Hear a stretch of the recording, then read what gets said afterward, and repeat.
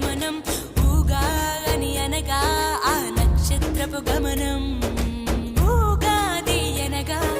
నక్షత్ర గమనాన్ని లెక్క కట్టడం ప్రారంభించిన రోజు అని అర్థం తెలుగు జాతికిది శ్రీకారం ఇదే కొత్త మన సంవత్సరం